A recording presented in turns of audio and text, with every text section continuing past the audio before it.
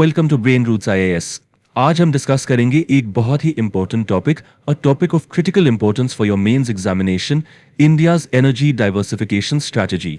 चलिए आज के इस लेक्चर की शुरुआत एक थॉट एक्सपेरिमेंट से करते हैं। जस्ट इमेजिन एक ऐसी सिचुएशन जिसमें इंडिया का मेन ऑयल सप्लाई रूट, जिस पर हम इतना डिपेंड करते हैं, अचानक ब्लॉक हो जाता है। क्या होगा सोच कर देखिए। पेट्रोल पंप्स पर मीलों लंबी लाइनें, इंडस्ट्रीज का काम ठप और हमारी पूरी इकोनॉमी पर एक बहुत बड़ा क्वेश्चन मार्क। ये सिर्फ एक हाइपोथेटिकल सिनेरियो नहीं है, ये एक रियल वल्नरेबिलिटी है, एक ऐसी कमजोरी जिसका सामना करने के लिए इंडिया को हमेशा तैयार रहना ही होगा। तो इस क्रिटिकल सवाल का जवाब आखिर है क्या? इसे समझने के लिए हम अपनी आज की चर्चा को इन 5 की डायमेंशंस में ब्रेक डाउन करेंगे। हम शुरू करेंगे प्रॉब्लम की जड़ से, यानी हमारे एनर्जी चोक पॉइंट से। फिर हम आगे बढ़ेंगे और एग्जामिन करेंगे कि आखिर डाइवर्सिफिकेशन जरूरी क्यों है, इट्स नॉन नेगोशिएबल। उसके बाद हम देखेंगे इंडिया की मल्टी प्रोंग स्ट्रैटेजी क्या है, इस स्ट्रैटेजी के कारण हमारी स्ट्रेटेजिक ऑटोनॉमी पर क्या असर पड़ता है, और आखिर में ये सब मिलकर दुनिया का एक नया एनर्जी मैप कैसे बना रहा है। So let's begin with our first section. देखिए, किसी भी सोल्यूशन पर जंप करने से पहले यह समझना जरूरी है कि प्रॉब्लम कितनी बड़ी और गहरी है। तो सबसे पहले बात करते हैं इंडिया के सबसे बड़े एनर्जी चोक पॉइंट की।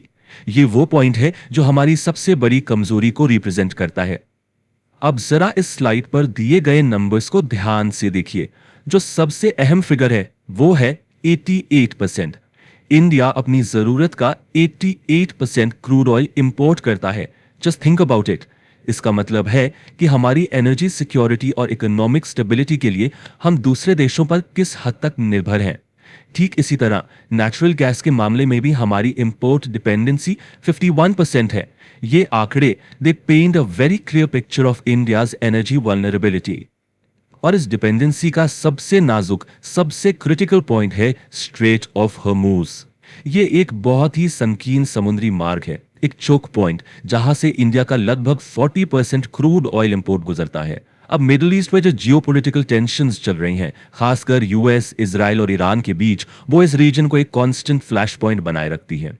यहां पर हुई एक छोटी सी भी गड़बड़ इस रूट को डिसरप्ट कर सकती है, और इसका सीधा असर हमारे देश की एनर्जी लाइफलाइन पर पड़ेगा।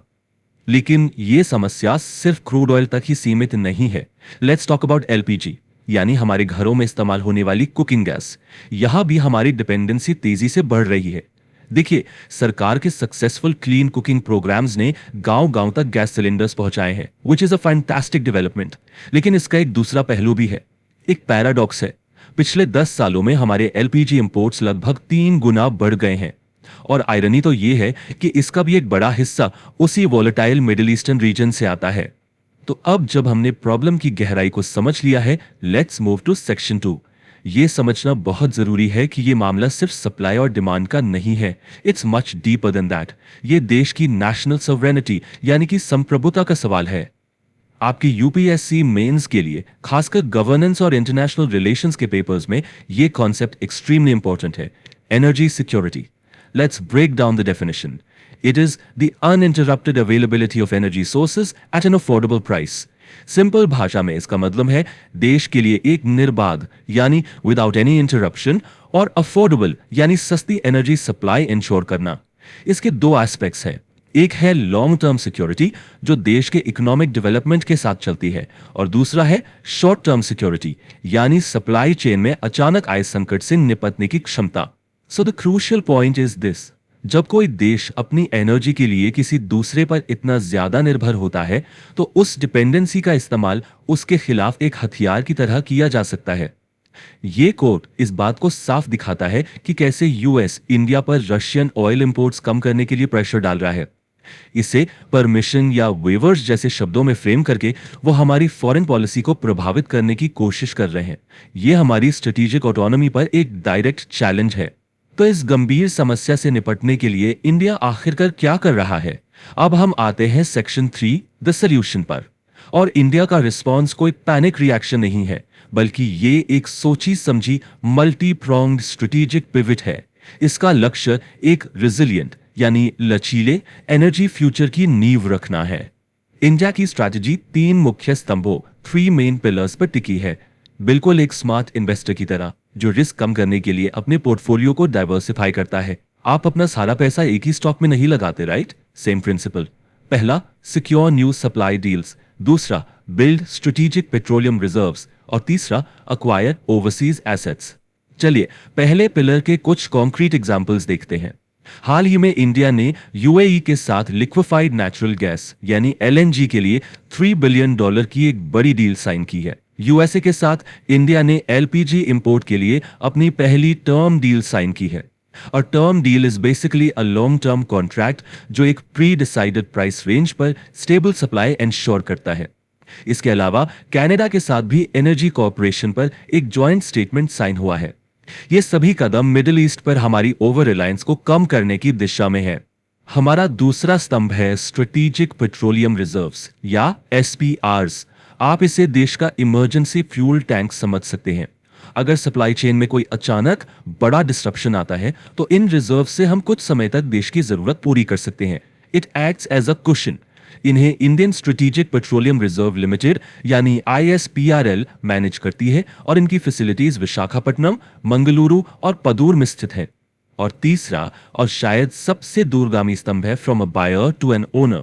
मतलब सिर्फ एक खरीदार से आगे बढ़कर एक मालिक बनना। इसका मतलब है दूसरे देशों में एनर्जी एसेट्स में इन्वेस्ट करना। हमारी पब्लिक सेक्टर अंडरटेकिंग ओएनजीसी विदेश लिमिटेड कुछ प्राइवेट कंपनीज के साथ मिलकर अफ्रीकन देशों में ऑयल और गैस एक्सप्लोरेशन प्रोजेक्ट्स में एक्टिवली हिस्सा ले रही है। इस स्ट्रैटेजी से हमें सप्लाई के सोर्स पर डायरेक्ट कंट्रोल मिलता है जो हमारी एनर्जी सिक्योरिटी इंश्योर करने में एक गेम चेंजर है। ये स्लाइड पुरानी और नई स्ट्रैटेजी के बीच के अंतर को साफ साफ दिखाती है। लेफ्ट साइड में देखिए, पहले क्या था? कॉन्सेंट्रेटेड रिस्क, सारा रिस्क एक ही रीजन में। इससे प्राइस शॉक्स के लिए हाई वल्नरेबिलिटी थी और सप्लायर्स का जियोपॉलिटिकल प्रेशर अलग। अब राइट साइड में देखिए, नया अप्रोच क्या है? डाइवर्सिफाइड सोर्सेज अक्रॉस कॉन्टिनेंट्स, जिससे मिलती है एनहांस्ड रेजिलियंस एंड स्टेबिलिटी। और सबसे जरूरी, ग्रेटर स्ट्रेटेजिक ऑटोनॉमी। हम रिएक्टिव से प्रोएक्टिव बन रहे हैं। और ये सब सिर्फ कागज पर बनी एक योजना नहीं है, इसका असर जमीन पर दिख रहा है। Just look at this number, 60%। आज इंडिया का लगभग 60% क्रूड इंपोर्ट ऑल्टरनेट कॉरिडोर से आ रहा है।